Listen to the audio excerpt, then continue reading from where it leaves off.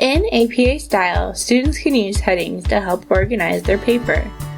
But how exactly do you use them? This video will cover how they are used and how to format them. In APA, we have 5 levels of headings, each of which are formatted a bit differently to help us distinguish where we are in the paper.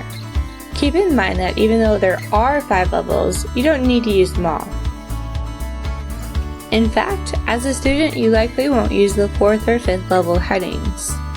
The longer and more complex your essay is, the more heading levels you'll use. This is because each level of headings is actually a subheading for the heading level before.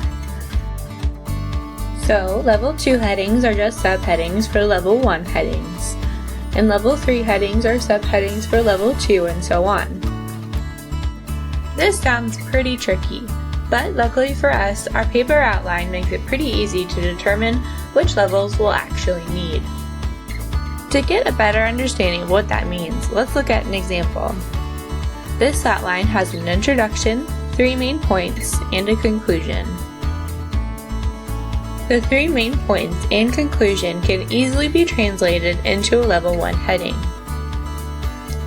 You may be wondering why the introduction isn't also included. But the introduction already has a first level heading with the title of your paper. Now we can see that each main point has some supporting evidence. Do we need to have a heading for that? It depends. A good rule of thumb to follow is to avoid creating a lower level heading if you just have one subsection.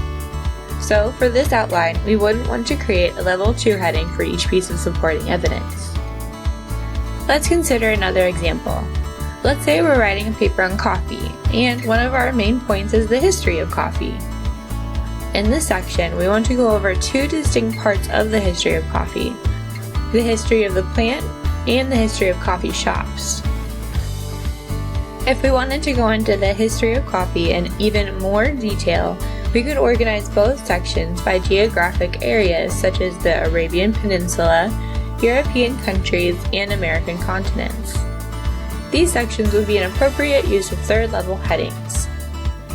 But how do we format these headings? As we mentioned earlier, each level heading is formatted a bit differently, so we will go through the first 3 level headings and how to format them. The first level heading is centered and bolded. Note that this is the only heading style that is centered. The second level heading is flush left and bolded. The 3rd level heading is also flush left and bolded like the 2nd level heading. What distinguishes this level is that it's italicized. Keep in mind that each level heading needs to be in title case. This means that most words are capitalized. The only words that shouldn't be capitalized in this case are short conjunctions like and or but, articles like a or the, and short prepositions like by or in. If you have any questions on how to use or format headings in APA style, be sure to connect with a live tutor or reach out to your instructor. Created using Powtoon.